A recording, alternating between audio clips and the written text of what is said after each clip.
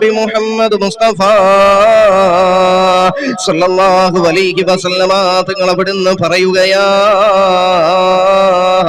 ലാ തജ്അലൂ ബുയൂതകും, നിങ്ങൾക്ക് അല്ലാഹു നൽകിയ അനുഗ്രഹീതമായ ഭവനമുണ്ടല്ലോ പ്രിയമുള്ളവരെ, വീടില്ലാത്തവരോട് ഭവനത്തിന്റെ വിലയറിയണമെങ്കിൽ എന്റെ പ്രിയമുള്ളവരെ ഭവനമില്ലാത്തവനോട് ചോദിക്കണം.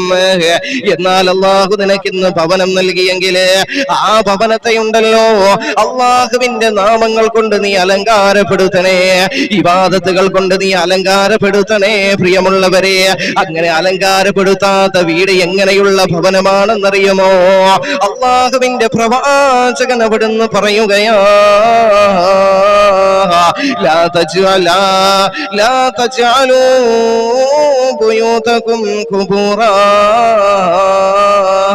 നിങ്ങളുടെ വീടുകളെ ഉണ്ടല്ലോ, നിങ്ങളുടെ ഭവനങ്ങളെ ഉണ്ടല്ലോ, നിങ്ങൾ ശ്മശാനങ്ങളാക്കരുതേ, അതായത് ഖബറിടങ്ങളാക്കരുതേ.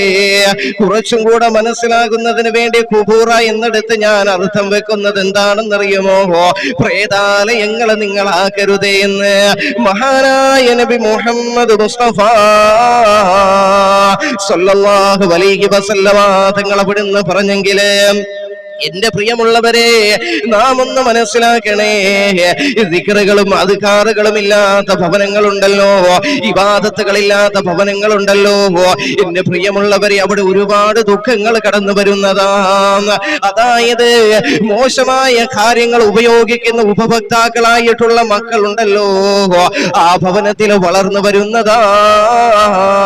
അതിന് മാതാപിതാക്കളെ നിങ്ങളുടെ ഭവനങ്ങളിലുണ്ടല്ലോ,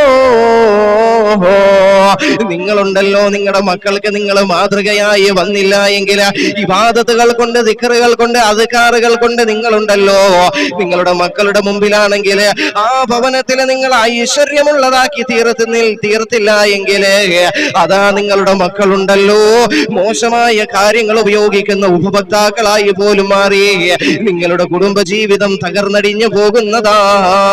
ഇന്ന് മക്കളെല്ലാം കഞ്ചാവിനും മയക്കുമരുന്നതിന്റെയും പേരില് ഇന്ന് എന്റെ പ്രിയമുള്ളവരെ കുടുംബങ്ങൾ എത്രയോ കുടുംബങ്ങളാ തകർന്നു പോയത്.